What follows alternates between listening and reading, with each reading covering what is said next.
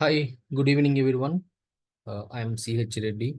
So today I'm going to show you how to take backup of your database from MS SQL Server. So I'm going to open the SSMS component and I connect it to the SQL Server. Once we connected SQL Server, we can see the list of databases. So I would like to take backup of this database, Crystal Spiders Institute 0800052024. So how do we take backup for this database? Just right click on the database, go to the task, and there you can see backup option. Choose that backup option.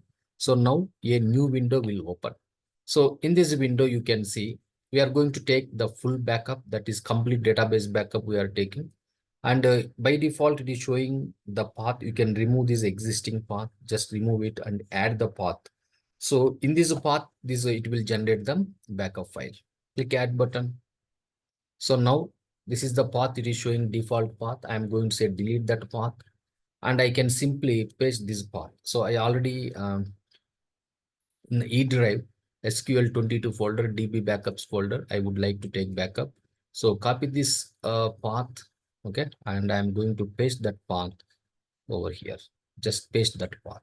Otherwise, we can click this ellipse button and there also we can choose this the same path. So that is the path, and here we have to specify the file name, backup file name. So inside this path, the file name, you can give any file, any name, but I am going to give it that database name, Crystal Spiders INST08. So this is my database name, and I will say this is a full database, and I will say .back.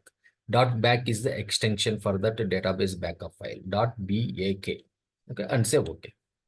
So this is what now guys, the path and backup file it is going to generate, and say okay, that's it. So now the backup has been generated. So once backup is been completed, so it is pop up the message saying that your backup completed successfully. So the time, how much time it will take to take the backup of your database, it depends on the size of the database, and say okay. So done. So now we can see in E drive SQL22 DB backups folder, this is my database backup file. So that's it guys. Thanks for watching this video. Bye.